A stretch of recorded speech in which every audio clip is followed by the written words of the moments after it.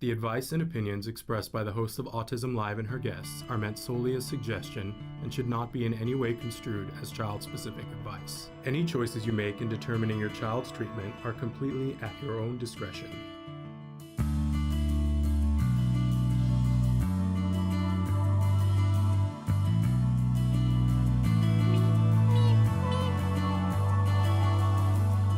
Good morning and welcome to Autism Live on the Autism Network. I was trying to be sly and see, I only have like 10 seconds now to see if I can post it on my personal Facebook.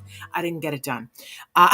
In a second, I'm going to pause and do that because we've got a great show today. Two of my favorite people on the face of the planet. In fact, this week is like favorite people week here at Autism Live. And in fact, right now, let's go ahead and welcome them here. Matt Asner and Navah Paskowitz-Asner are here with us this morning. And, you know, normally I make people wait to come in later, but they're going to be here for the Jargon. So good morning and welcome, you guys. Oh, you were talking about us. I didn't know. Yes. No. You're two of my favorite people on the face of the planet. I do want to say that on Wednesday, another one of my favorite people on the planet is going to be here, Peter Farrig, who I always talk about as being our autism whisperer. He has only been on the show in the 10 years that we've been doing it. I think he's been on once before, but you guys hear him almost every morning because he does the little disclaimer at the beginning. Child specific. Yeah. I want to know who does the meep or whatever that is, the bird. Can I tell you that the entire opener from beginning to end was done by a group of actually autistic artists from Spectrum Laboratories. So they did all of the sound, the music, the animation. We met with them and went back and forth on concept. And that was their idea, was the meep, meep, meep. We all think it's the best part too. So I'm glad that you like the meep, meep, meep. Well, it kind of caught me off guard. When I was watching it, I was kind of enjoying the opening, and then I heard that, and I was like, "Oh, that's so wonderful!" Isn't it? We really love it. We're really proud that and they got paid, by the way. Can I? That should be, of course. But good job, guys. Yes, when we're trying to walk our talk here and involve whenever we can and hire people who are on the spectrum so that, we're adding, in Joanne's name, yes. Ms. Laura would come. She does haunt me from time to time. So, and she will continue to haunt me if I don't continue. That's on track. That's right. I actually haunt her. I mean, I talk to her all the time. I do too. It's a crazy thing. And it's funny, I know that you guys have had some tremendous losses in COVID. Grief is a very weird thing in COVID because pattern is sometimes you go and do something and it's almost like you expect the person to be there and then you realize, oh my gosh, they're not there. And I live close to where Joanne lives, but I haven't been going out all that much in the last 2 years. But every time I go out, I go, oh my gosh, I'm going to drop over and see Joanne. Yeah. Oh no, I'm not going to do that. But you guys have been through tremendous losses. I didn't mean to start there, but I do want to say a little later on, we're going to be talking about the SAG Awards. But last night I was really happy, Matt, that the SAG Awards got it right when it got to the in memoriam for your dad. Well, it caught us off guard a little bit. Did it? Yeah, well, a little bit. My gosh. I was ready to be angry because that's I've been conditioned to be that way, unfortunately in this regard. And I was really pleased with what they did. I thought it was really classy and respectful, and bravo SAG. Yes, bravo SAG. Leave it to the actors to get it right. Yeah. I thought I think my dad would have been tickled, and I think I look at everything with that in mind. Basically, if that would really piss him off there. Boy, that would really make him angry. Yeah, because he always lived on the edge of anger. Well, and he had learned how to capture it well and use it in his craft too. No, yeah, you knew him. I mean, he was always on the edge of anger. You never know what Ed Asner you were going to get. But for certainly, last night I think he would have been just tickled and he would have had that smile, that Ed Asner smile on his face. Yes, absolutely. It really, really shocked us though, because we were just sitting there and it came on and we both just burst into tears because it was just so, we didn't expect it. And then we had to rewind it a couple times and see it again, but we really didn't expect it. Yeah. For those of you who didn't happen to see it, they started the in memoriam and they began it with Ed Asner. And you could hear his voice first. Yes, before you could see him. Yes. I thought and actually it's funny because, when was it the Emmys? It was the Emmys, right? Yeah. That's the Emmys kind of whiffed on it. And that's being so polite, Matt. No, I know. But when I saw that, I thought you really missed an opportunity there because you could have used that entire speech basically. I treasure you people, that kind of thing. And because basically what they did, for those of you who haven't seen it, they used the last speech from the Mary Tyler Moore Show on the last show, where he says, I'm going to miss you people, that kind of thing. And that's the sentiment. And so they could have really kind of used that and really done that. But and they did last night, and I thought that was really wonderful. Yeah, and it was a fitting tribute when the Emmys did theirs. It was very, first of all, it wasn't done well, and then whoever was the technical director didn't call well. So when your dad's a lot of people got lost. What's that? A lot of people got lost. Yeah, but especially, I mean, look. I think everybody wants the people that they love to be seen in those in memoriams, but your dad went above and beyond. Like if we're not doing a tribute to your dad, who was the president of the union, who fought more for actors' rights and for people's rights around the world, like if your dad were alive today, he'd be saying all kinds of things about what's happening in Ukraine, right? He really would. So that. If anybody deserved to be included in the memorial, it was your dad. And the most decorated actor in the history of the United States, and president of the union, and a game changer, and someone who really fought and stood for what he believed, both for actors' rights and for people's rights. And the person who was calling the show chose, when your dad's picture was up, to go back to the singer, which was just I know. And they did that. They did that with a few people, not just with Ed. Yeah, it was like three people, and it was not good. It was not good. So glad to see last night that SAG got it right, and obviously, I'm sure that it's not something that you look forward to. It's like this entire season you have to go through these, because certainly your dad will be included in the Oscar in memoriam. Well, let's not go down that road, because I don't want to get angry when I see that. Okay. All right. Well, he better. I would imagine. Don't make me angry. You wouldn't like me when I'm angry. I would imagine they would include him. I hope they include him. Yeah.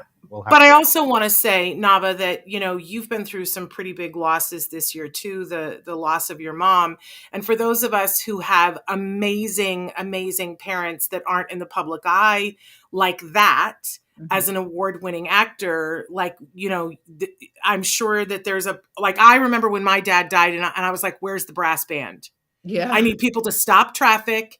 And I want a week of mourning. I want everyone to dress in black, lower the flags and whatever.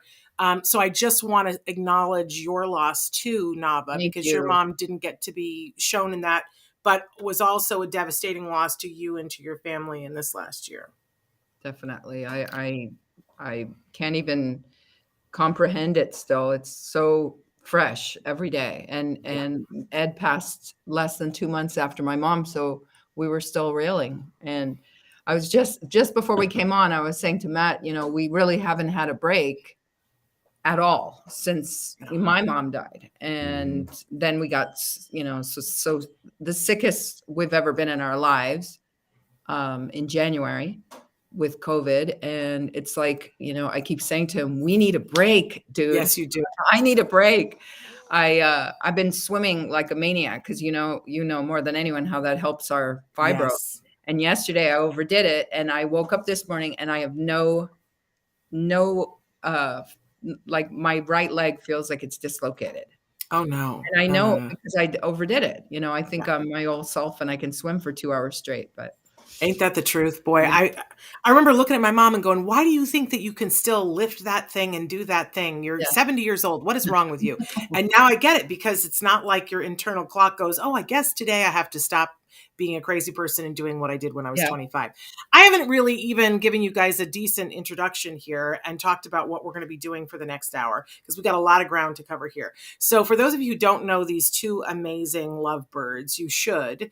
We're looking at, but the names are reversed there. We're looking at Matt Asner and Navah Paskowitz-Asner, and they are amazing people in our community doing amazing things. Some of you may know them as the Brady Bunch of Autism, because they certainly are that. They are a blended family, and obviously both of you come from royalty and families of different stories, but both of your stories were in public eye for different reasons. Because Navah, your family was very much in the public eye for lots of different reasons, but you're surfing royalty and autism royalty. And Matt's family was very much in the public eye because your dad was Ed Asner, but you guys are autism royalty too. The autism thing runs strong through both of your families. Whenever your dad was here, he would say, I don't call it autism, I call it Asnerism. That's right. Yeah. That's For what sure. your dad was. It's Paskowitz-ism too. He was lobbying until he died to have the name actually legally changed. So, That does not, I don't doubt that for a second. But both of you were leading amazing lives and raising kids on the spectrum before you found each other. Then it's almost like worlds collided. And when the two of you were in a moment where you were not attached to other people and ran into each other and were friends and advocates together, but then you found ridiculous fun love and gave us all diabetes. Still, how many years have you been married now? it will be 8 in November. That is crazy to me. Yeah. Absolutely crazy to me. Think about that. But we all enjoy watching the two of you because you have a very fun relationship that we can all see the love. We also love to watch you guys don't have a filter. You are fully yourselves with each other, which is very fun to watch because Definitely it's don't have a real. filter. I have more of a filter than You she definitely does. have more of a filter than me. Well, I think that's one of the things that we love about you, Navah, is that we know that we're going to get what we're going to get with you. I don't have to guess with you. When I see your brow crinkle up, I know that something's coming, and I'm always ready for it, whatever it is.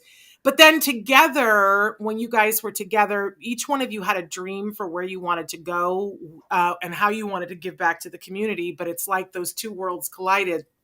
And I remember when it was in its infancy, when this thing was a dream that you were talking about creating the Ed Asner Family Center, and everybody was like, well, that's freaking ambitious. But now it's sort of like old hat. Not only has it been around for a while, but you guys have weathered this incredible pandemic and proved that you are a force for the community for good.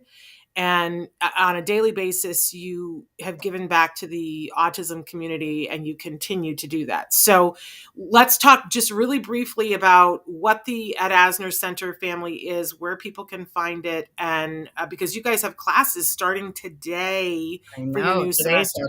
Today's our grand reopening, So- really. So we are an arts and vocational enrichment center located in Reseda, California.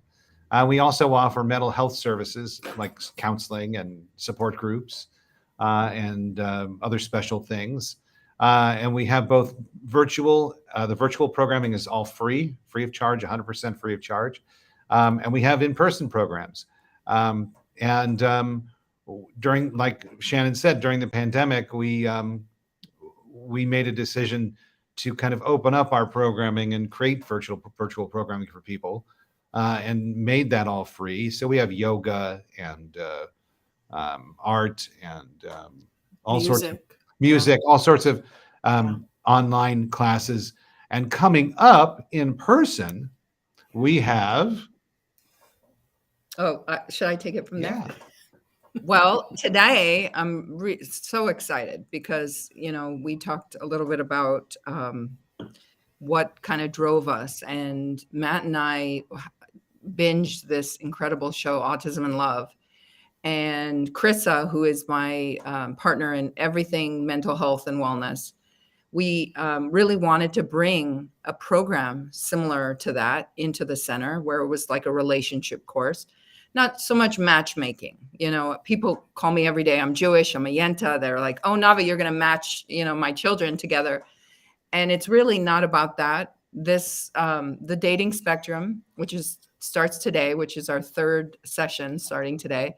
It's really about helping young adults and adults with special needs get the tools they need to succeed in relationships, whether it's, you know, learning to love themselves or learning to be safe in a social media situation. It's about getting the tools to have self-confidence, to go out there in the world and find somebody or learn to love themselves. So it's really a special, small, very intimate in-person class. It, you know, unfortunately, these first classes fill up so fast, and my biggest job is having to tell parents I put them on the waiting list. But I think what makes our program unique is, like all our programs, it's co-created by an actual autistic person.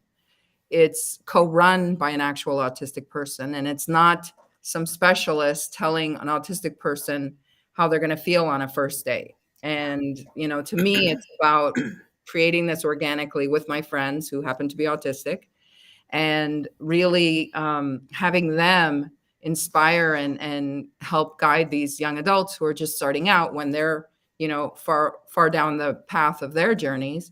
And today, an amazing young man, life coach, and worldwide speaker, Tom Island, is going to be teaching our 8-week course. So I'm very excited about that.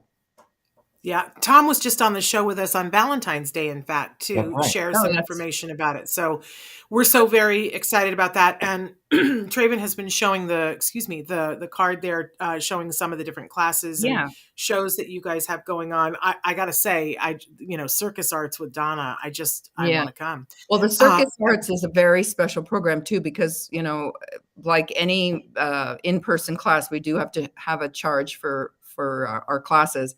But the Circuits Arts program, we got an amazing donation to underwrite the whole program. So that is an in-person free class, and it's going to fill up very quickly. So if you're interested in that program, because of COVID, we're keeping it small, like all our in-person classes.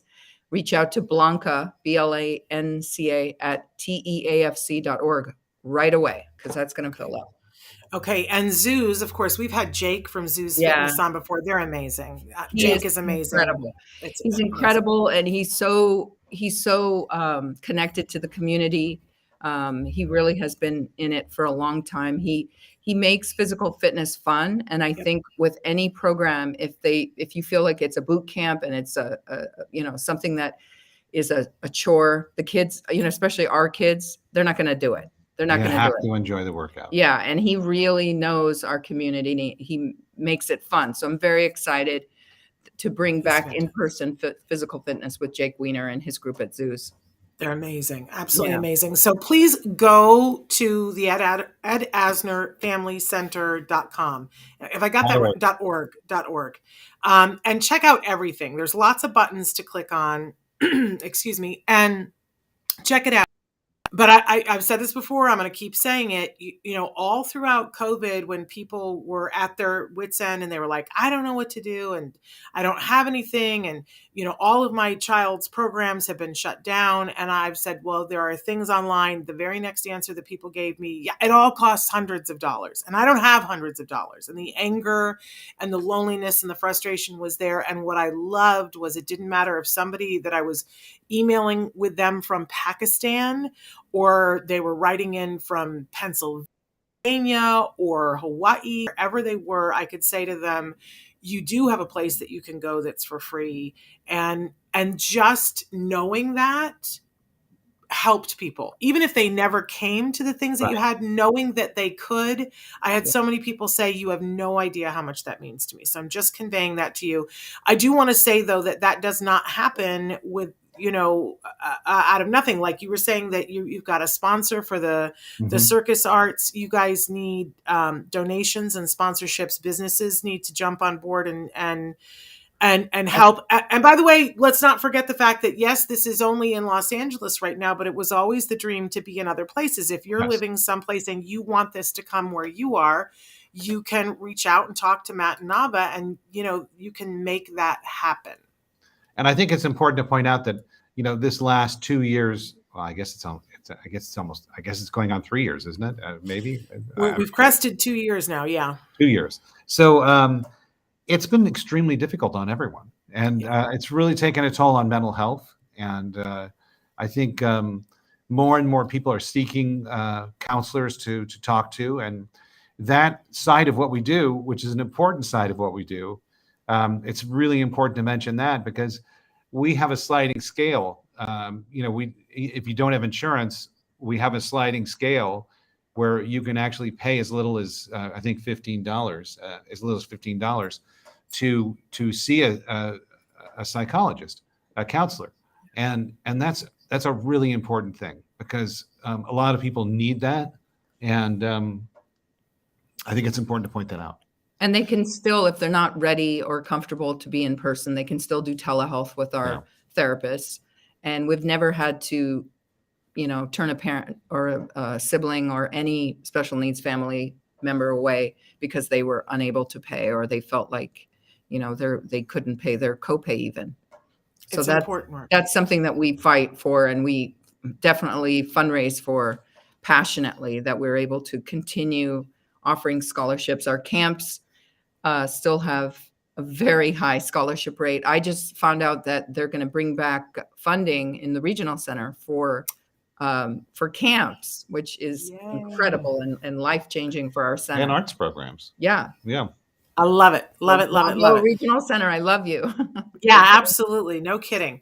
Okay. Well, so that was the introduction to these wonderful people. Now I got to kind of go back and fill in some blanks here, that we are live right now. Today is Monday. It is the 28th of February. It is 2022, which is nuts. You guys can be writing in right now. If you have questions for Matt and Navah, please feel free to write in. Michelle is saying hello.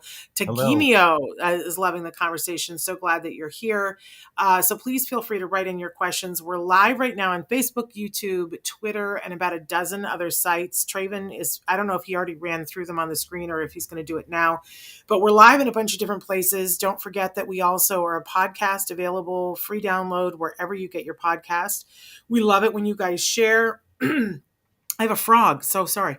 We love it when you share. We love it when you comment. We love it when you give us reviews on iTunes, because that helps for more people to be able to see us. So please be writing in whatever format that you like. If you're watching this recorded, and most of our audience watches us in podcast, you're not left out of the conversation. You can always, we have a chat. It's not a live chat, but it's a chat that you can put in your comment on our website, autism-live.com, or you can write directly to me. Sometimes that's easier. Shannon at autism-live.com. Again, that's Shannon at autism-live.com. We really love your comments. I think it's the most fun part of doing a live show, is when we get to have the conversation with you guys. So please take advantage of that and be writing in your questions for Matt and Navah. On Mondays, I always like to give the spiel, Matt and Navah, that I say we have lots of experts that join us here on the show. And obviously you guys both qualify as experts, but I always give the disclaimer, not that I don't count as an expert.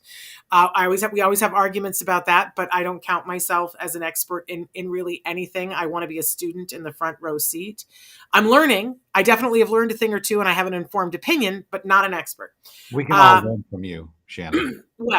Well, I always think I know more than doctors, so there you go. The and you do about a great many things, right? I mean, that's about my own child. I think I do. But I think absolutely, I do think that what you just said is important, and that everyone should look at everything as a learning experience. That's the thing. That's where I'm coming from.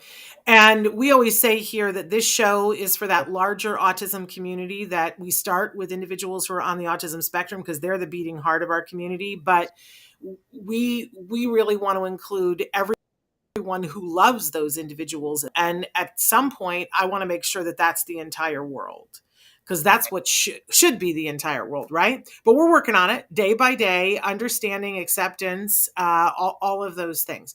So the other thing that we like to do at the start of the show is that we do something called Jargon of the Day. Normally we do that without our guests, but I love having Matt and Navah participate. So we're going to do the Jargon of the Day here with them, with their input. Is this like Wordle? It is not like Wordle, but don't you love Wordle? Is Wordle not the best? I adore Wordle. God, My favorite thing is how social Wordle is. I know Yeah. it's really incredible. Yeah, Nice. I don't. Yes.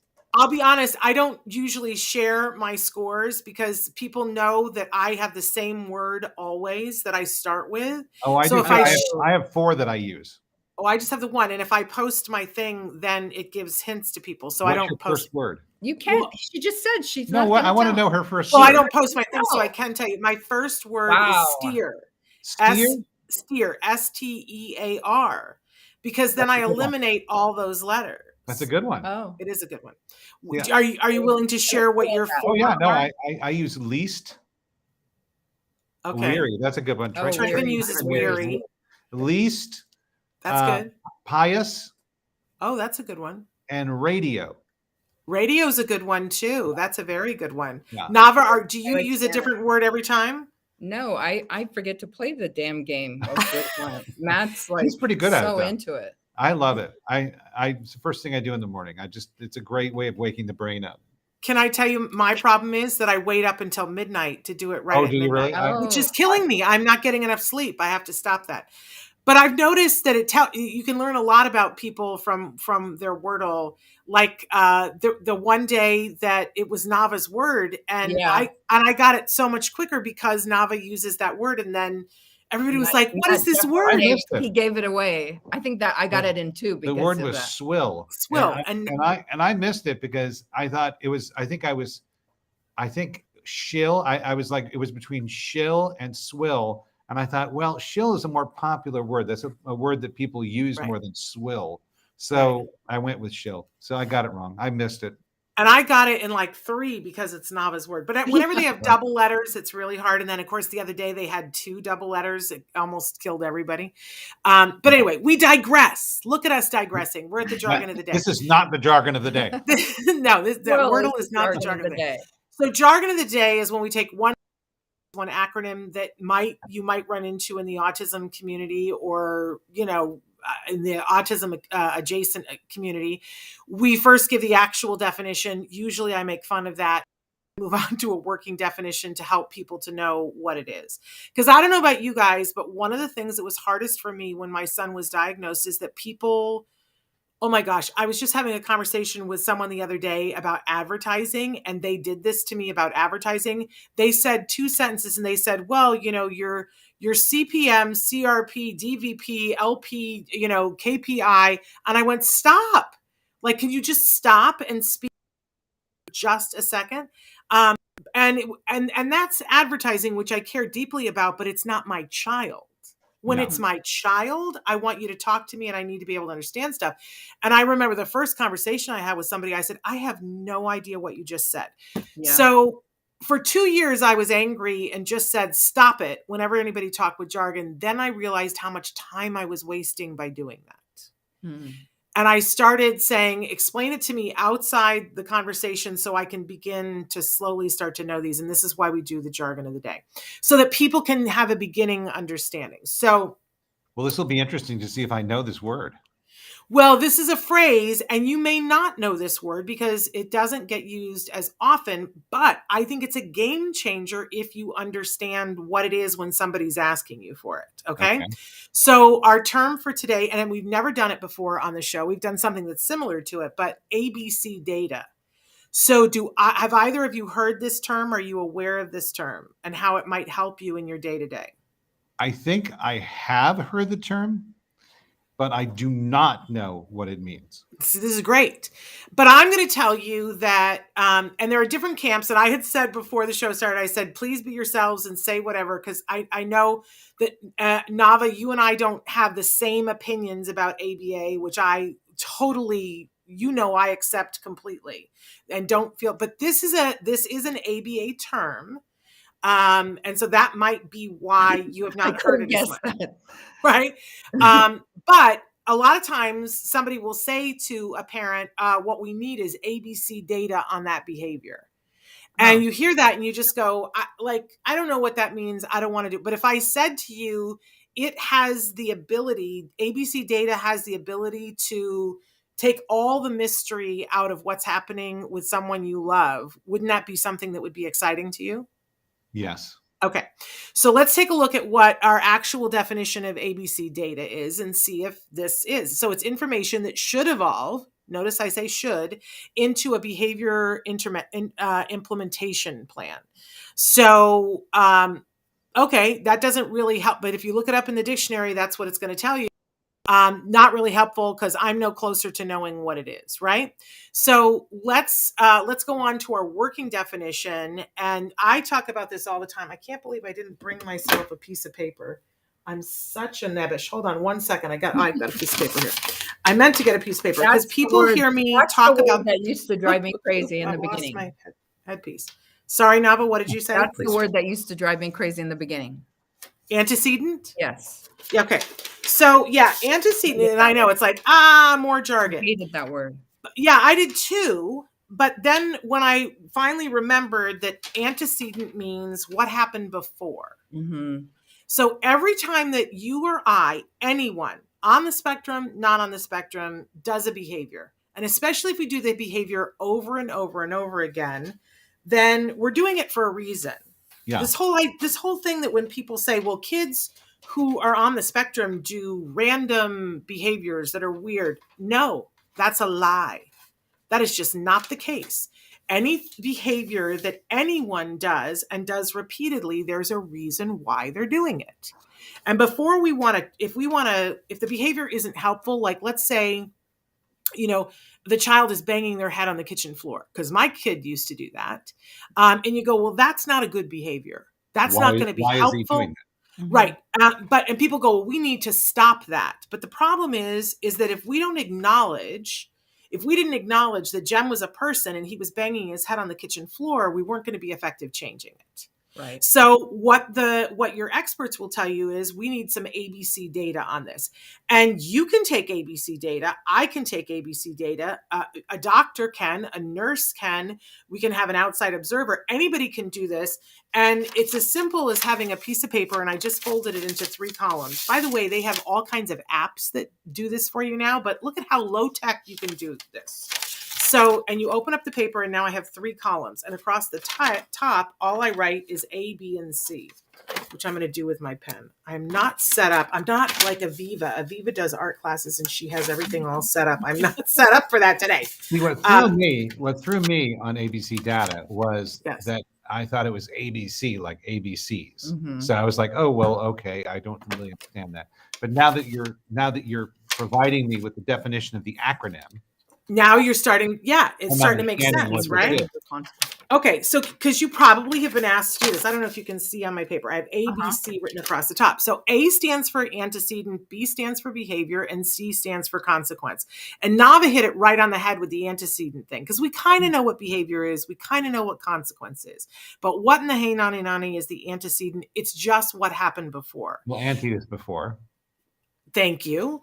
I don't know. I'm all about words, but I don't think I put that together when I was overwhelmed and underslept. Do you know what I mean? As a mom, my kid was hitting his head on the kitchen floor. So when people said, well, we're going to look at the antecedent, I was like, kill me now. Yeah. I just want to know, how do I stop him from hitting his head on the floor? But what they were asking me was to take data on this little piece of paper.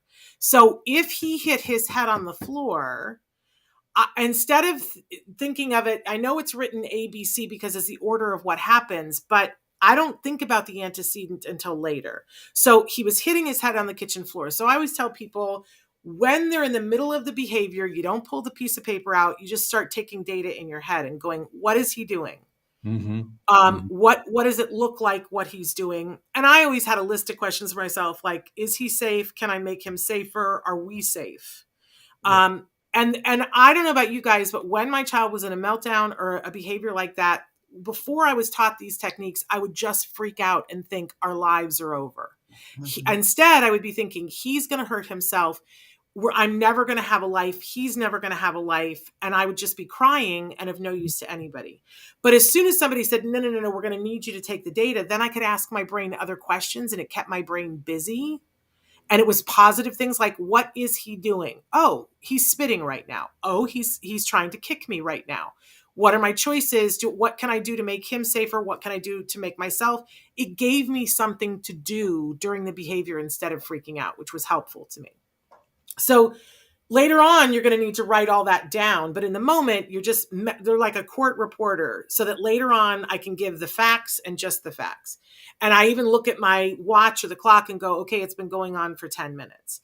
Then later when it's all over, when the tantrum or whatever the behavior is all over, I pull out my sheet and while my memory is fresh, I write down what happened in the behavior column.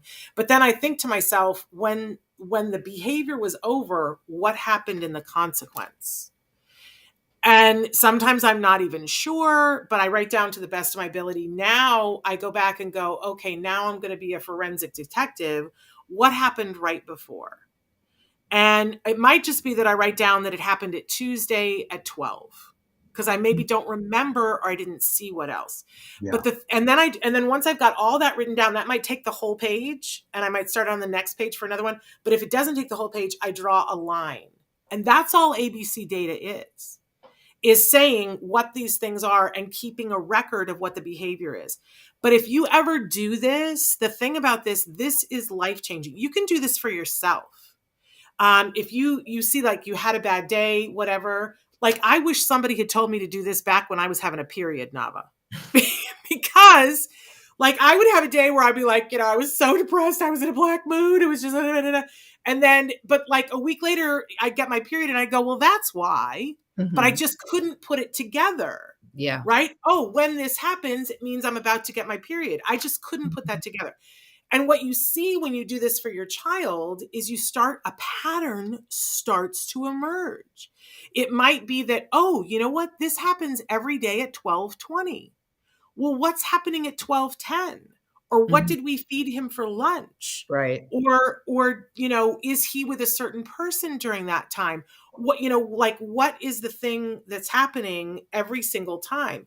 Or we see that, the consequence, this is where I sort of went, I'm not, because my consequence whenever something was happening was that if he would hit his head on the kitchen floor, I was a good mama. So I picked him up, rubbed his head, took him to my favorite chair, would hold him and rock him and sing to him.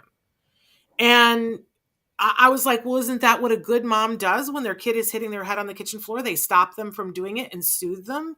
But what I didn't see was that the antecedent was that I asked him to do something, and he was willing to throw himself on the floor and hit his head on the floor to get out of it because he knew the reward would be mama would rock him. And as soon as we were able to put that together, I could change the antecedent and say to him, I need you to pick up your toys. And when you do, you're going to get this treat and we're going to sit in the chair and rock. And then he would do it. And I'd bypass all this. Mm. Yeah. It helped me to see this is what's happening. This is what he wants. My child was hurting himself to get what he wanted because he couldn't tell me what he wanted.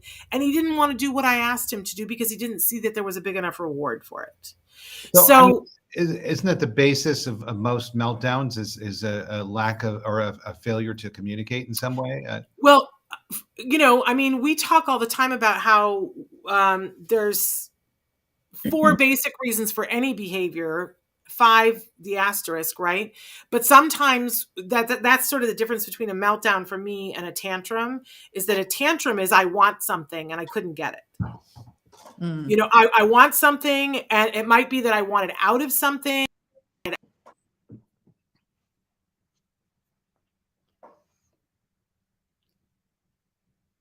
Access, that's being crazy. Do you still have me? Yes. You froze for a minute. Okay.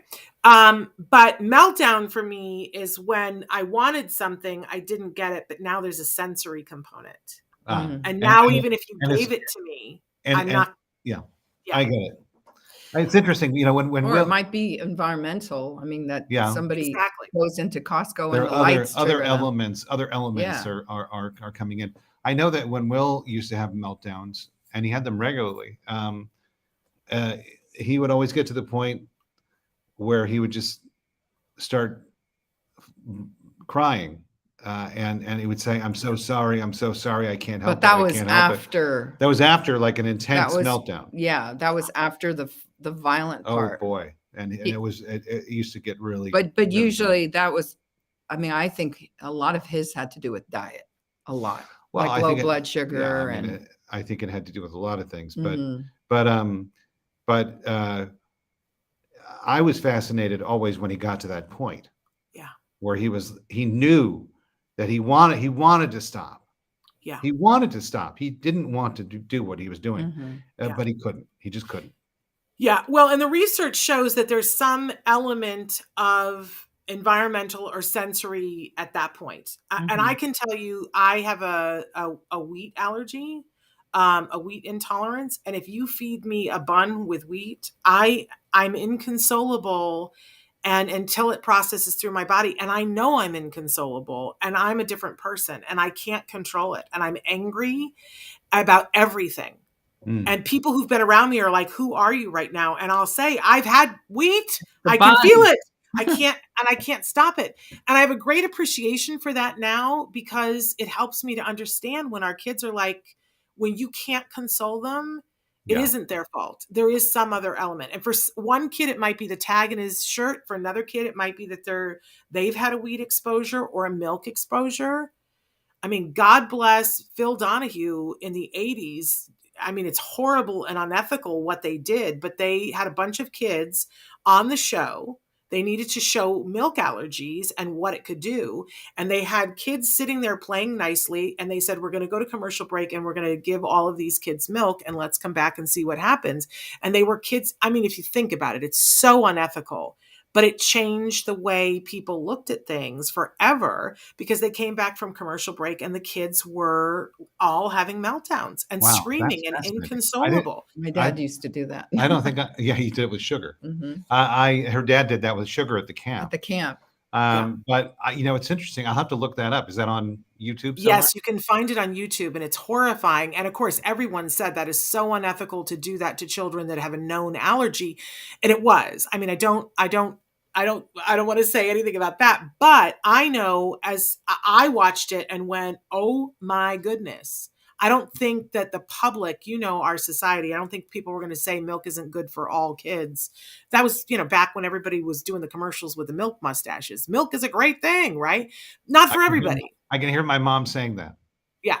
Right. Seriously. Wow. It's a generational thing. Yeah, Oh, absolutely. well, milk's great for everyone. Absolutely. Milk is good for everybody. I think that was one of the That things was they the said. phrase, everybody, except it's not. I mean, everybody's built different. For some people, milk is fabulous and other people, not so much. So anyway, ABC data, you do not have to be working with an ABA professional to use this in your life. You can do this on your own. However, if you have a kiddo that is engaging in a behavior that is dangerous to themselves or another person, we certainly want to encourage you to be working with professionals to get to the bottom of that. But at some point, this is a tool that you can use in your life. And it doesn't have to be for people on the spectrum. If you've got a coworker who's driving you absolutely, crazy, take some ABC data and notice like what is happening. And then here's the thing that ABA says is you don't have control over the behavior. We all think we have control over the behavior. You don't. But you do have control over antecedents and you do have control over consequences, and you can utilize that to change behavior. So that's what ABC data is. Any questions? Any comments? No? Navah, do you hate it? No, It's okay. I mean, I think that I definitely was continuing to do the things that you said you did, where if there were behaviors, I would immediately, I mean, I nursed Eddie till he was 4. So instead of rocking him, I would just nurse him when he'd have a freak out. And you know what I stand by, Navah? We're good moms. We're good moms. I mean, I definitely think that there's positives to recognizing certain things. I also think that part of what I did with Eddie was much more floor time based and music therapy based, and it worked. So I think rather than saying one thing works and another thing doesn't, I think whatever works for your child is the most important thing. And sometimes, the structure of these kind of like very rigid data collection things, to me, it didn't work with my thought process and my day-to-day life. And it worked. I mean, it worked out. Well, I have a differing opinion. Well, we all do. Yeah, but we can't talk about what you did and what I did. No, because I'm we not weren't talking about what I together. did. I'm just talking about this specific piece of jargon. Yes. So my feeling about this to me is elementary. It is. It's my child is doing a behavior that is not socially acceptable or acceptable to his own self or anyone really. It could hurt him. It could do whatever. It's not a good behavior. It's not a I don't want to say good, but it's not a.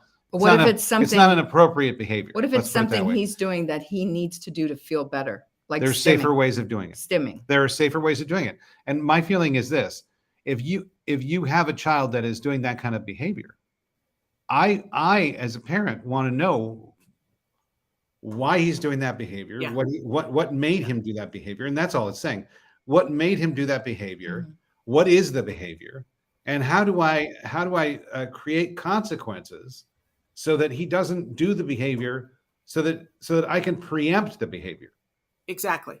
But I think what Navah is saying is so important for us to acknowledge that Yes. there's feeling behind all of this. Right. Well, I mean, that's what our actual autistic friends will tell you, is that they're doing it for specific reasons. And like we said, maybe they couldn't verbalize why they were doing it. Yes. So what if you pick that kid up and put him on a bed and he can bang his head against the bed? Well, I'll only say this. I mean, I speak because a lot of kids when are I having was migraines, when by I the was a way, little when they're kid, banging their heads. When I was a little kid, I had meltdowns. Yes. And me too. And I used to rub my arms on a carpeted floor until I had burns. Davida did that too. Really? Yeah. And it was painful and awful. And I was at the point where I couldn't understand why I was doing it. Yeah. I didn't understand why I was doing it, and I couldn't stop doing it.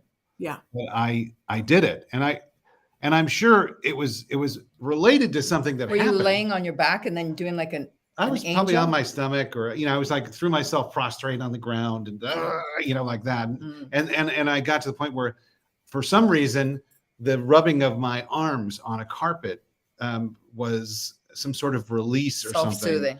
Something. It hurt, but it was a probably way to feel something other than the pain I was feeling inside. I don't know. Yeah. But it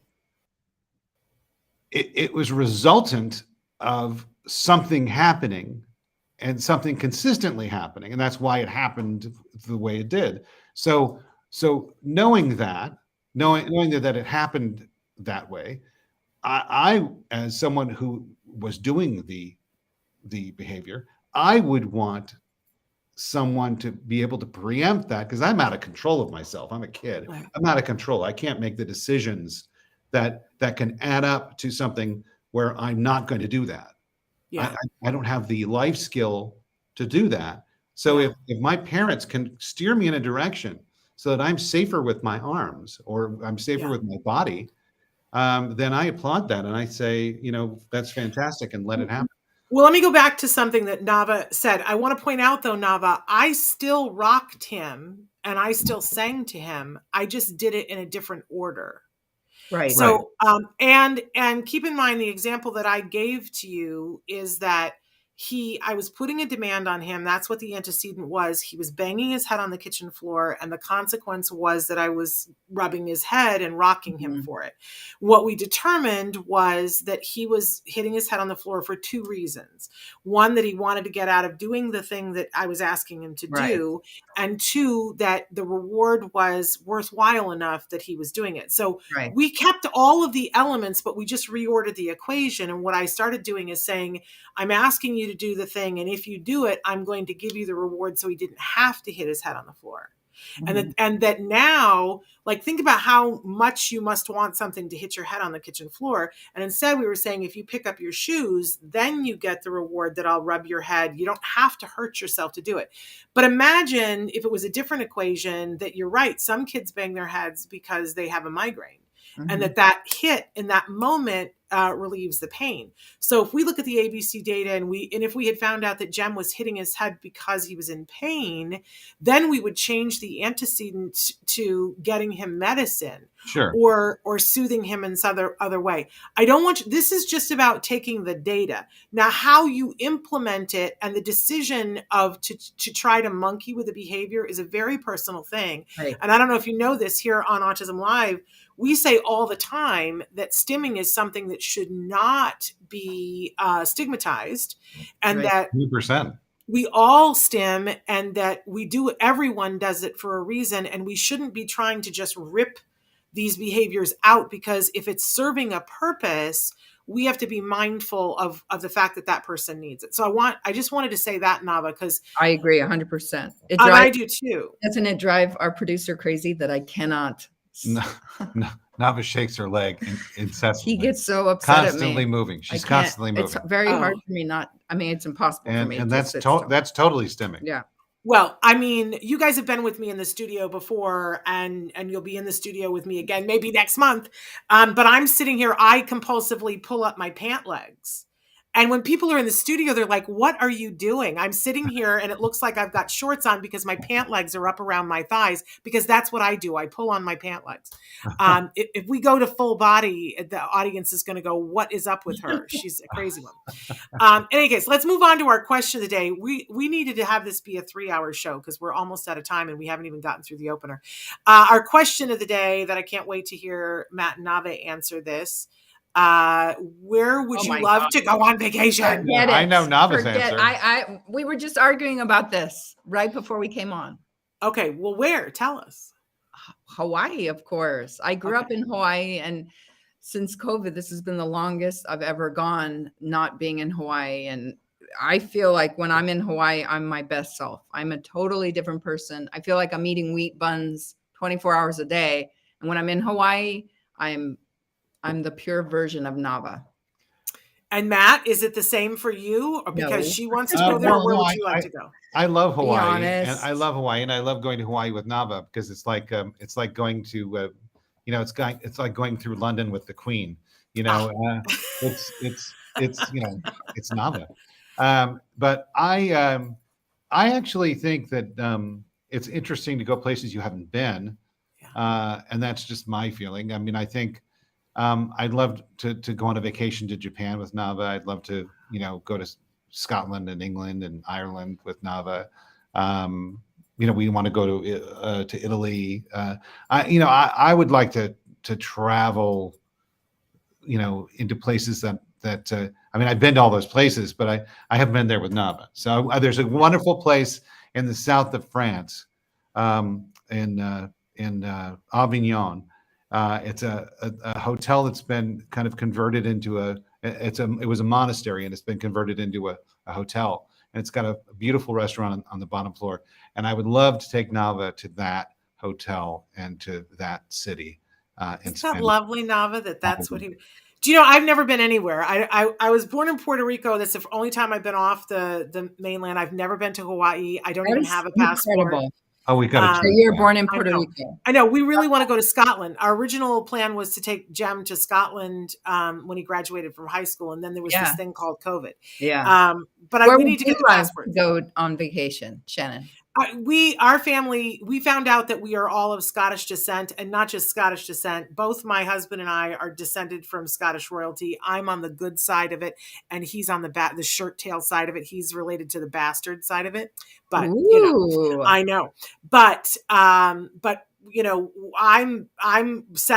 related to the Queen. In fact, we found that out through the genealogy, and Eleanor of Aquitaine is like my great 26th time great grandmother. So we want to go to Scotland and see the castles that our predecessors built. That's what Chris and I both are obsessed with the show Outlander. Oh, and right. It's filmed in Scotland, and she just went. Went. I saw her. Seemed her amazing. Pictures. Yeah. Well, and then we were all watching what was it, Men in Kilts with Graham and I love Sam. Guys, Graham and Sam. My family's from Scotland too. Oh, really? Oh, Scotland and Wales. We should all go. Like I've I'd threatened love a couple of to. times. No, we've only got 5 minutes left. I've threatened to take the Autism Monologues to go to the Edinburgh Festival. We should all Oh, that would go. be Wouldn't that so be much fun? Yeah. fun. It'd be a You, good time. you take care of that, and we'll all go and hang out with you. Okay, that'd be very fun. Okay, so we got to get on to our topic of the day, and then You have to answer that we have, though. She said Scotland. Oh, Scotland. Okay. Scotland. So our topic for the week this week, Sharon Aragon, no surprise that I'm related to the Queen. I know, right? Because I always have this sense of entitlement that is inappropriate. But okay, this is our topic for the week, scheduling breaks. And so this fits very well with what you were saying at the beginning, that you guys have not had a break. But you know No. what they say, if you fail to plan, you plan to fail. So what is the plan for Matt. scheduling a break, y'all? Well, I'm gonna schedule a break with or without, you know. Well, I do think I just have to run away.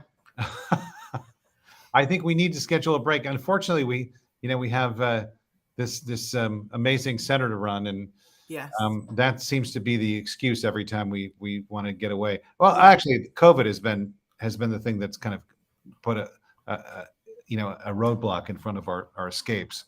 But Yes. And it's hard. It's hard because every day, we have parents who are begging us to reopen, and the community has really suffered being separated from each other, and it's very, very hard to do things for yourself when you know how much people need you. I mean, I am the epitome of Jewish guilt. It's very hard for me to do anything if it's not for the kids or for my husband. Yeah, but you know what they say about the oxygen mask, and I'm going to say this to I you. know I knowing can I say have to do that, this but I for don't do myself. it for myself. I'm Right. always telling people that, but I know, and I'm the same way, and I'm about to do it to you right now. But let me say this: that just like I know that you guys have got events coming up later on this year, like you're going to be doing the poker tournament and things like that, and it's on a calendar. And it's like a fluid calendar where things are moving around because we have to with COVID. I want to see that you guys have a break scheduled calendar of 2022 for the two of you. And I'll go so far as to say that myself, and I'm sure a few other people, would be willing to volunteer our time to keep the things running in the week or weeks that you're gone to help you to do that. If I need to come over to the center and do something, I will do that. okay. And I'm gonna walk my own talk and make sure that this week I put on break time on the schedule as well, because we need to do that. Really quick, talk to me about last night at the SAG Awards, and was there a big surprise? What was your happiest moment aside from talking about hands down that Coda one? Yeah. Coda. I think that was really huge surprising for our community. And it was surprising, I thought. I didn't think it was surprising. Really? My husband, I watched it like the first week it came out and was posting about it and saying, "Oh my God, everybody needs to watch this. It's amazing." And I said, the whole cast is amazing. And I think that what Amelia Jones does in that film as a hearing actor who learned sign, I don't think she's been getting enough praise, because we all look at everything else and go, "Oh my gosh." I said, Troy, way back, go look at my early review. But my husband only watched it the other day and was such a mess afterwards. He couldn't even form a sentence. He was like, "Oh my God, this movie." And so we're going to have to, that's on our list. You have not seen it yet? We haven't seen it yet. Oh, get out 3 boxes of tissue. It's amazing. My husband couldn't talk. He was like, "Shannon, I just finished one." I mean, he was so emotional about the whole thing. And then when he was doing his ballot, we were having a whole conversation, and I don't want to give things away, but I think he voted for them. Because when you look at the cast, a group of people who told a story well together, I think that Coda deserved it. I really do. I was very happy to see the guy from Squid Game win. I thought that was a surprise, but I thought it was a good surprise. And I thought that the girl from Squid Game 2 winning, I thought that was a surprise. To me, those two. Sorry, go ahead. No, you say. I was going to say those 2 moments, both of them winning. Especially, she was so real and so I just thought it was emotional and beautiful. And it's not often you see foreign, and I say foreign because it's an American union. It's not often you see foreign actors win these kind of awards, and absolutely, I think it shows that we're moving towards a more global society. Yeah. at least in entertainment. Maybe now with what's going on in the Ukraine, maybe we really are kind of all coming together. I don't know. Didn't Brian Cox remind you of Ed? Yes, definitely. He totally reminded me of Ed. Definitely. I mean, your dad was much more handsome. Yes, no much offense, more. Brian Cox, but they reminded me of each other when he was like, speaking from his heart about Ukraine and yes. And I thought Michael Keaton had one of the moments of the. Wasn't he amazing? I love him, and the I motion. wasn't sure where he was going when he first got up there. I wasn't sure where he was going and what he was doing. Well, he was came right from the men's rails. room. I was like, that only happens at the Golden Globes. This is not the Golden Globes, Mike. He was a little off the rails, but then all of a sudden he came back, and it was like, whoa! He had everybody in tears. Really? I will say I wasn't sure who was going to win. I really loved Andrew Garfield and was kind of pulling for him, but I was in such I was so happy to see Will Smith win, and I think he's a real contender. I don't know if you've seen King Richard. I haven't seen it yet. Well, that's another one. Those two are like the next. I saved it to watch to the end because I didn't think I was going to like it, and I love Will Smith, and I hate it when I don't like what he does, and then I loved it so hard, and I do think. I think he's a real contender for the Oscar, but I was so bummed. As much as I love the girl from Squid Games winning, I really think that Ingenue, I can't think what her name is, who plays the mom in King Richard, I really wanted to see her win. I really wanted to see her win. Her performance slayed me. Watch King Richard. It's really good. We're out of time, and we didn't get to talk about half of the things that I wanted to talk about, but you guys are welcome back all the time. And there's this rumor that I'm now going to be on your show tomorrow. Is that correct? Yes. We'll continue the conversation there. Yes. Part 2. There we go. I was supposed to say something at the beginning of the show, and I forgot that in just a couple of hours, we got notice that we're having to pre-tape tomorrow's Ask Dr. Doreen. And so I'm asking anybody who wants a question answered on tomorrow's show. We're doing it this afternoon. So we're going to leave the chat open for a few minutes. If you have a question for Dr. Granpeesheh, can you please write it in the chat, and I'll make sure that it gets answered this afternoon for the show. Do either of you have a question for Dr. Granpeesheh? Anything off the top of your head that if you could pick her brain that you'd like to ask her? I don't know. I know I'm springing her daughter. I love her daughter. How much fun did we have with her at her daughter? Listen, wait. You should meet all three of her kids anytime. All three of her kids are model citizens, but definitely a good mommy because she's done. Yeah. Nikki, who joined us at the Center for Sensitive Santa, Nikki was our first ever intern on Autism Live. And every time we have an intern on the show, we always ask them to be on the show to talk about something that they're passionate about. And at that time, Nikki was 17 years old. And what she was doing and what she still does to this day is she makes care packages that have socks and toothbrush and handwritten notes about where shelters are. And anytime she goes to a hotel, she saves all that. And so when she sees a homeless person along the side of the road, she stops, gets one out of her trunk and gives it to them. And it was something that, that was what she did at 17. So now she's gone on, she's getting her PhD. Right. She's a psychologist. She's absolutely brilliant, but also one of the nicest people on the face of the planet. Really wonderful lady. But her two other kids are rock stars too. Matt, you should really sit and talk with Sonny at some point because Sonny's a filmmaker and he did a film. He just graduated from it's where Jem wanted to go, down in Orange County. Starts with a CH. Chapman. Chapman. Thank you. I couldn't think of it. Yeah, they have a good film department down there. Oh my gosh. And Sonny, when he was 17, did for his high school thesis, he did a short film that he wrote and a friend of his directed, but I was in it. It's called Mr. Hitler. It's a comedy. We'll have to get you a link to it at some point because it's kind of hilarious. But that's what he did at 17. So he's going on to do great things. And of course, her youngest daughter is a tour de force. She, when she was 17, because all of her kids graduated early and they had a gap year. So when she was 17, for her gap year, what she did was she became an EMT. Oh my gosh. That's great. right at 17. I'm not So, going to tell you what I was doing at 17. well, please, what I was doing at 17, we can't talk about either. So there you go. They're all amazing people. So write in right now, you guys. We're leaving the chat open. We do unfortunately have to go. But so what time am I on your show tomorrow? 3 o'clock. 3 o'clock in the afternoon. And that's the Brady Bunch of Autism. Yes, indeed. And what will we be talking about? We'll be talking more about the SAG Awards. Okay. And All right. maybe we'll have a jargon of the day.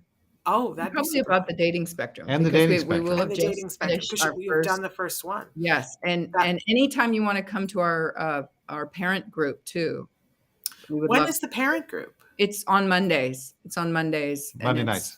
It's Late connected to afternoon. the dating spectrum, but Oh, so it happens while the dating spectrum is Mhm. happening? So that if I drop my child off, I just get to stay and do the parent group? exactly. I'm hoping that you're going to do that. I did not know that.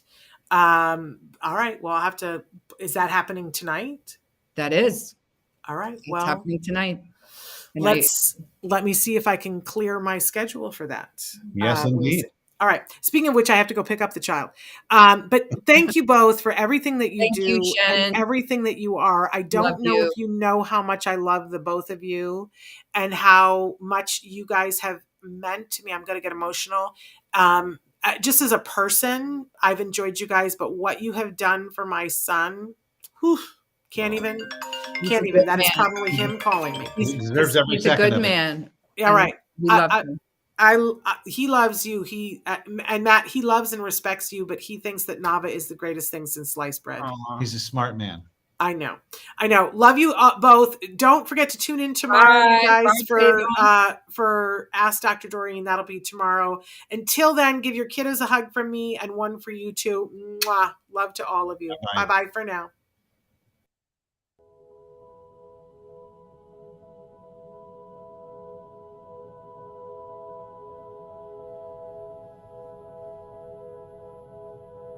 If you found anything helpful in this video, please give us a like. In fact, make sure that you smash that subscribe button on YouTube and give us a like on Facebook. You can also follow us on Twitter and on Instagram for important updates. And please download our free podcast wherever you get your podcasts. Thank you so much. See you next time.